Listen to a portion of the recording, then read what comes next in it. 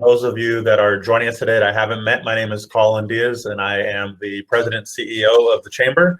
If you watched our opening remarks, then you already knew that, so won't get too far into the weeds there. But I want to thank our panel today because this is obviously, all of this is relevant and timely, but particularly looking at this topic because I think early on in the pandemic, hospitality and tourism were the first real indicators that this was not just a very large problem, but a global concern. I think spoke to somebody in April or May at LAWA at LAX, and they said that I think it was either from April to May or May to June, they had a 96% decline in travel, which the other way to look at it is they had 4% of their normal travel capacity, which is just insane. And when you kind of look at that trickling down, that obviously impacts, people are traveling for business and they're traveling for leisure. So that impacts stays at hotels in addition to the myriad of orders that we had here in California. So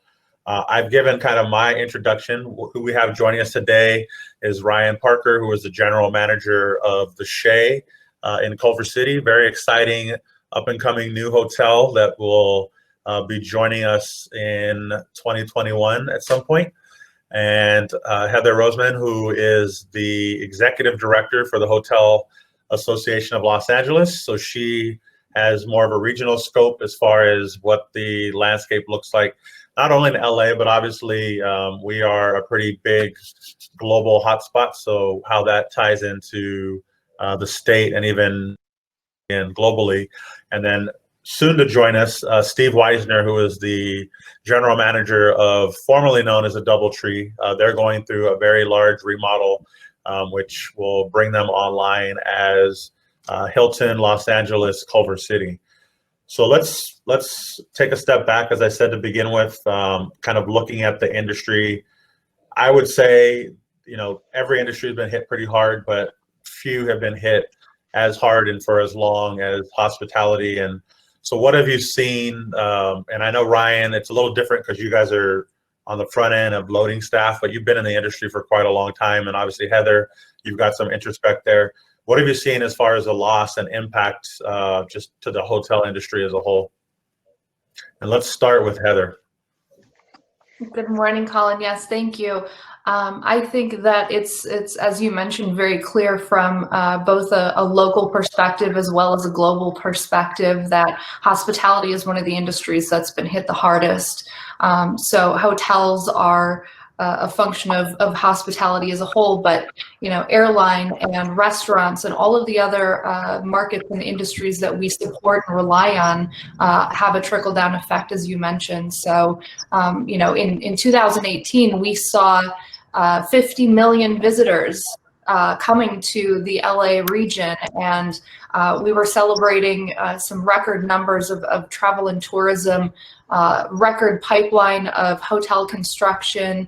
And so when you are at that high precipice of excitement and travel, to fall so hard as we did when the COVID pandemic hit in March, it was pretty devastating. So, navigating not only, unprecedented territory and shutdowns, but also the new regulatory field of having federal, state, county, and then city levels of government all trying to manage and mitigate the impacts with us. It's been pretty tough to navigate. Ryan, would you like to add anything to that? I know that you're... Yeah, for sure. Like Heather alluded to, we had such great years of growth, and every company out there in the hospitality world recognized a large appetite for new builds and development. And we were opening up hotels, whether it's Hyatt or Hilton or Kimpton or what for. We were opening hotels everywhere, and this shock was huge. And whether you're on a corporate level, it's become more efficient, or whether you're on a property level, it's the same thing. But the industry, it is reactive, and it's always been reactive. And if you're in, if you have an oil spill or an earthquake or a hurricane or an economic disaster, we always are looking at how to rebound, and we'll come out of this. It just takes a long time. It's funny that you mentioned kind of the reactive nature, because I have to agree. I think that hospitality as a whole is one industry where you really can't get too far ahead on your skis. As much as you may want to be proactive and you forecast for seasons, I don't think anybody forecasted for a pandemic. If you did, then you had that on your bingo card. You're one of a few. I remember, so years before I worked in hospitality, I did branding and PR, and I worked with some family boutique hotels. And the gas leaks that took place up near Porter Ranch and Chatsworth, one of the hotel's properties was in Studio City, and they saw record numbers in, I think that was in 15 or 16, because there were so many people that were displaced. And, how do you, to your point, Ryan, about adjusting, I guess, and I'll position this to Steve, and thank you for, I'm glad the link worked and you're able to join us. For a property that is going through a transition, and I think, you and I have spoken offline about the fact that if there was a positive of the pandemic from the hotel's perspective, is that you're able to continue out with a lot of these, upgrades and change and remodeling without impacting the guest experience so much. But how far out are we from, let's assume that the vaccine comes out timely like it is now, and by June it's widely available. How far out do we think the industry is before we look at numbers that are similar to 2019? So we'll start with Steve, and then we'll cycle around. Sure. I mean, I guess first of all, just navigating through this has been, very difficult. Just the ever-changing orders and things that everybody's been alluding to, and I think the real hard part for us with a hotel with a lot of meeting space is the restrictions on gatherings and meetings. Basically, it's just come to a halt ever since March. And the difficulty in recovering, of course, is trying to get people to plan meetings and events right now, because the question is, what does that look like in a March, or can I book a wedding in May or June? Are you going to be at full capacity? It's just very difficult to navigate through all those things of trying to book business. And essentially, we have to really rebuild everything, because pretty much everything has been canceled, for at least through the first quarter, at this point. So trying to navigate that and trying to put business on the books is very difficult at this stage. And then trying to also on the people side, just trying to navigate and keep all of our employees informed about what's happening. Hey, when are we going to return to business levels and come back to work? Right. Some of the predictions are very far off into the future, where we're going to restore a 2019 level. Not going to happen in 21, certainly, and we'll have to see what happens in 22. So it's a very difficult stage right now to navigate. Heather, what are your thoughts? I'd say Steve is spot on. I think it's going to rely quite a bit not only on consumer confidence, on governments, and on the initiatives that hotels take on themselves. The best way that I've heard it put for consumer confidence is that folks are going to have to ask themselves 3 questions. Am I allowed to travel? Can I afford to travel? And is it safe to travel? So, looking at, am I allowed to, we just experienced another government shutdown of right. the leisure travel on Sunday evening. So, hotels are only allowed to service first responders, persons experiencing homelessness, and really those essential workers, support and housing. And so we are an essential business. Housing is always going to be a necessity, but people are going to have to think, well, okay, let's say the hotel industry is open back up for leisure travel. Can I afford to travel? Has the pandemic and the various streams of income really been pinched off to a point where folks aren't able to spend the extra dollars to get away? Businesses may not have that extra funding to send their business traveler off for a meeting or a group gathering. And then lastly, as a consumer, do I feel safe to travel? Is the vaccine widespread enough that we have a good sense of I don't want to call it herd immunity, but enough safe vaccine penetration of the market to travel. And then the initiatives that hotels are really taking to respond to some of those safety and security issues are really, as an essential business open since the beginning of the pandemic, we've adopted clean and safe protocols to mitigate COVID right away. We had first responders and medical professionals staying at our hotels. So we partnered with quite a few government agencies, the CDC, as well as, brands like Ecolab and Clorox to develop these clean and safe protocols very early on in the pandemic. So I'd say next to hospitals, we were one of the first adopters of some of these enhanced COVID mitigation plans. Ryan, what would you Yeah, Colin, you said a naughty word. You said forecast, which is probably it gave me a pit in my stomach. I want to put it out there that hotel people are often really optimistic and really positive, and we have spent years being like, this time of the year is budget presentation time, and we have spent years being like, we got it. We're going to knock it out of the park next year, and here's how we're going to do it and why. And now we're all, instead of an annual budget, let's do a quarterly budget. Instead of an annual forecast, let's think just, weekly at this point, because whatever assumptions that any of us on this stage might have, sometimes you're just sitting there going, what?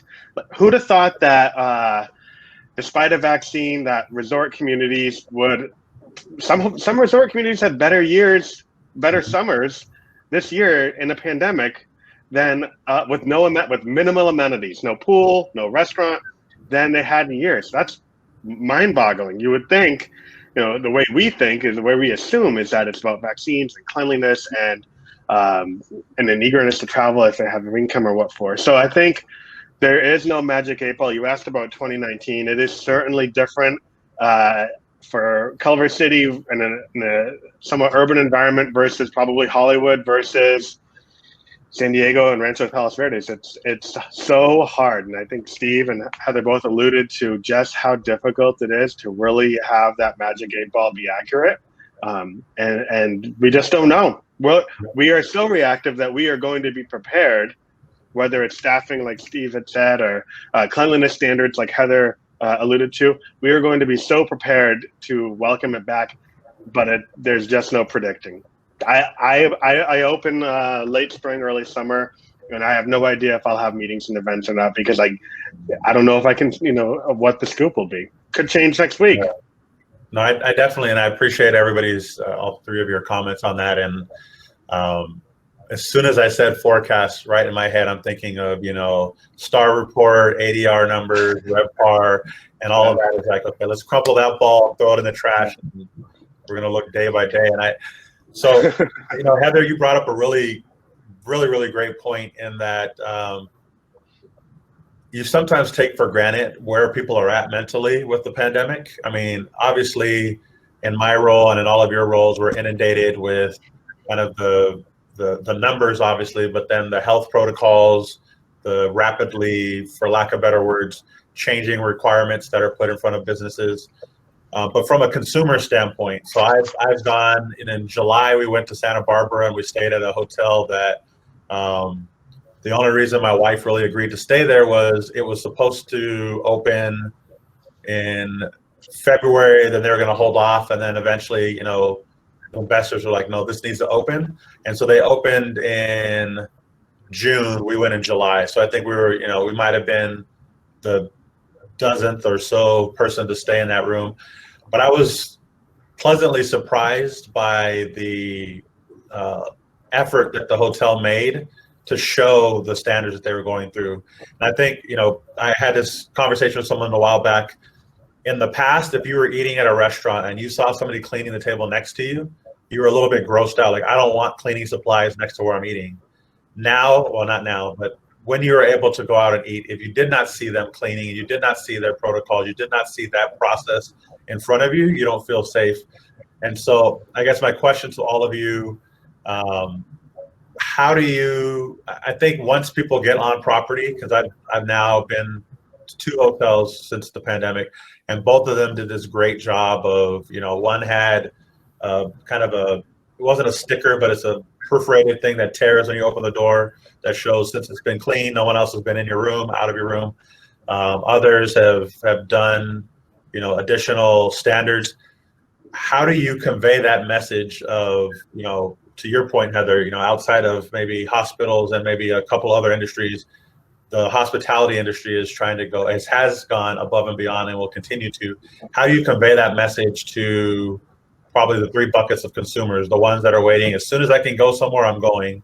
The other ones that are, kind of like my wife, we need to go somewhere, but I'm a little hesitant. And then that third bucket that's, I'm going to wait and see, and we'll put our travel plans on hold until whenever in the future. So let's start. Ryan, you're coming online brand new. So how are you guys looking at addressing that? Well, I think giving away hand sanitizer is like giving away water bottles in the future. That's for sure. Colin, a good way to think about that is I had a group reach out to me about a series of luncheons. And they said to me, what are you going to do to make sure that the clients feel comfortable, say, in the elevators or with valet parking? And the first thing I said is, tell me what you want me to do. Because I'm not going to I can only make so many assumptions about what people are going to need to feel comfortable. So I think the answer really lies in, we have to ask all those questions, and it's going to continuously evolve.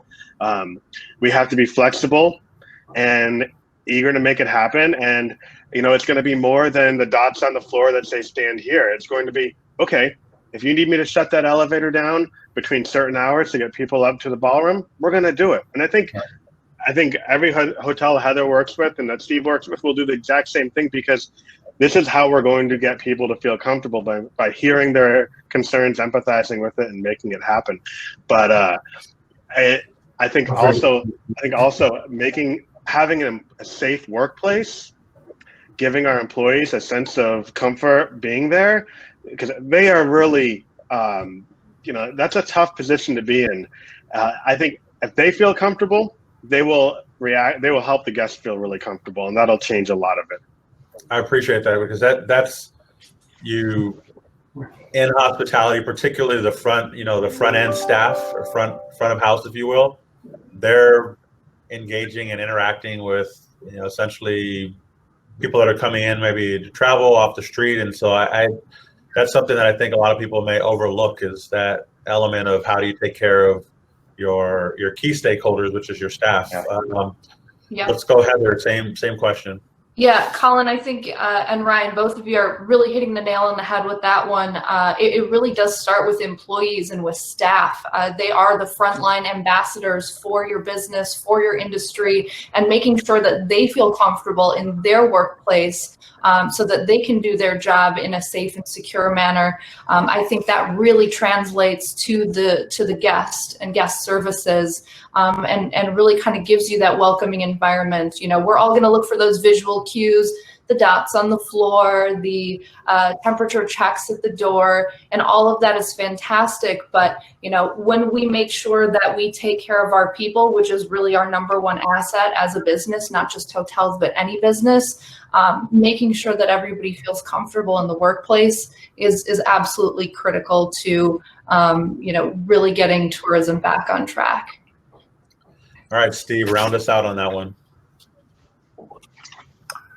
Yeah, I think definitely our kind of motto is just clean, safe, well-maintained from the beginning. And we get to, leverage the Hilton brand, which is pretty nice, because there's been a lot of national advertising out there. We have basically a clean stay program with Hilton, which is a partnership with Lysol products. And so kind of there's a SOP for just about every department as we go through here. We are the hotel chain that has the stickers on the doors. So we actually prepare the room and then sticker the door so that the guest is the first one to break that seal and go in. We also, throughout our lobby areas, we have Lysol stations as you go through the lobby and you get to the elevator. And so Hilton's been pretty out front on on all the Clean Stay initiatives. And also we have an event ready program with our meeting space to help our salespeople kind of sell the meeting space. Kind of the same thing with protocols with any meeting that you would have on sanitizing and making event ready. So it's really a good program, and I think as you walk into my hotel, you'll definitely see the Clean Stay initiative in action. We kind of position our housekeeper in the lobby area, very visible, cleaning, going through, every 2 hours, basically, we kind of do a deep clean in the lobby area and throughout the hotel. Very nice. So hopefully this type of forecast that I'm going to mention, Ryan, is one that won't give you a pit in your stomach, because as far as I know, it's far enough out that we should be back. I won't say back to normal, but back to some routine and growth. I'm going to go out on a limb and say that it had to do with the timing of you guys coming online, as well as why the DoubleTree or the ownership group saw the potential in rebranding and moving to a Hilton is the events that are coming to LA. When you look at the Olympics, you look at the World Cup, you look at the Super Bowl, the national championship, not to mention countless concerts with the new venue in SoFi Stadium. What type of compression do you think are you? I mean, I can say what you're hoping to see, but what type of compression do you think you'll see, and how do you? I mean, to me, that would kind of be a north star of the industry. Of we're in rough times right now, and we're going to have to be lean and efficient and maneuver a little bit differently. But ultimately, I mean, these are international, for the most part. A lot of them are international events that are going to bring people from all over the world. So how do you envision that looking at your either properties or for Heather, within the region, and what type of compression are you expecting to see from it? So let's start. We'll go Ryan, Heather, then Steve on this one. I think the compression is a no-brainer for those events, and they're far enough away that I think a lot of things the landscape will be different in terms of the market.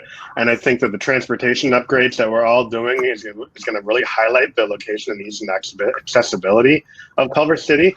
And I think, say perhaps there's still a trepidation about travel and so forth. I think hotels like Steve and mine and the Culver Hotel, for example, we're smaller.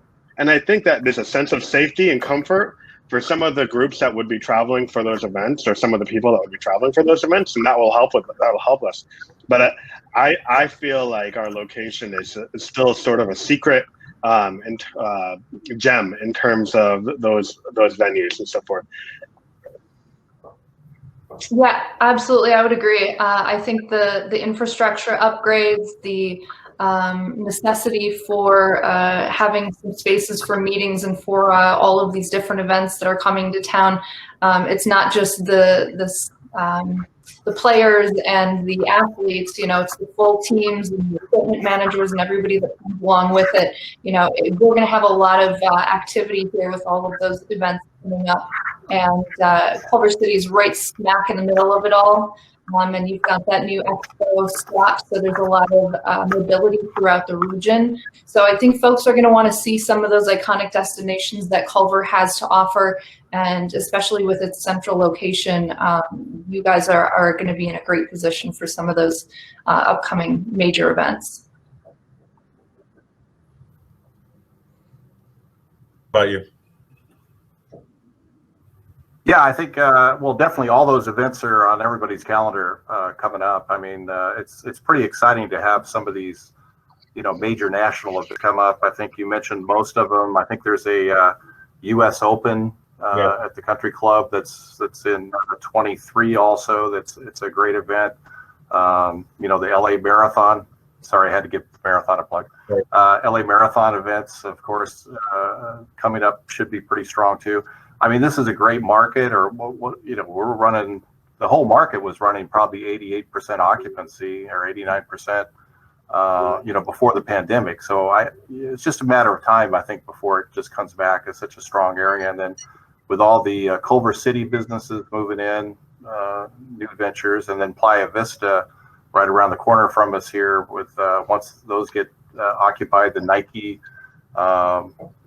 LA headquarters, that's pretty much, that building's done. They're going to be moving in with a lot of other businesses. So you can't help but be optimistic. Well, I'm glad to hear that, because obviously the long term of this pandemic, and particularly, we didn't dive into this too much, and Heather knows because she and I talk about this a lot in another group we're both in, the challenges of being in California, particularly as it relates to operating business and restrictions to the pandemic, have obviously strongly impacted the viability of the industry as a whole. But we've got about 8 minutes left.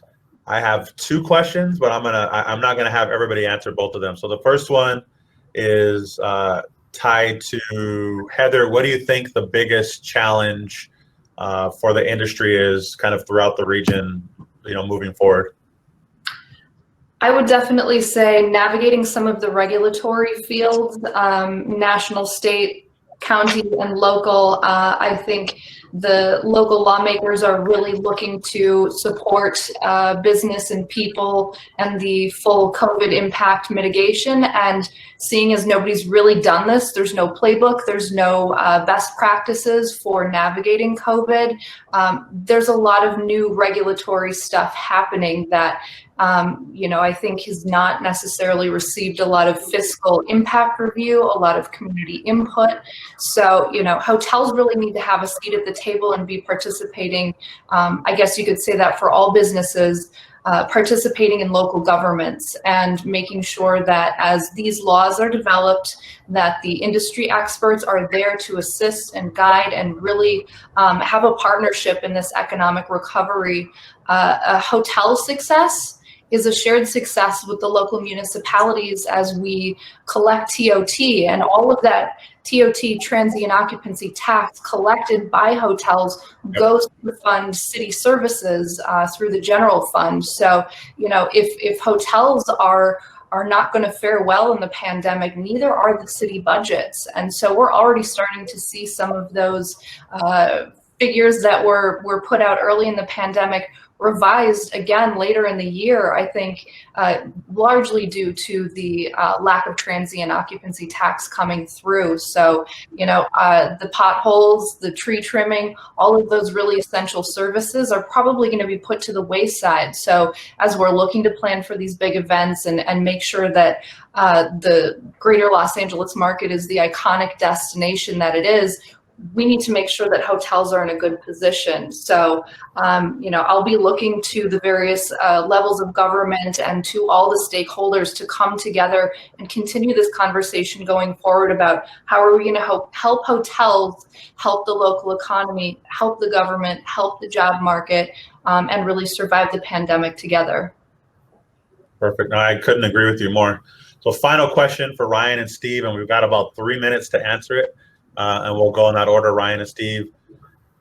No, you don't have a crystal ball. What do you forecast as far as, is the hotel or hospitality industry in a growth?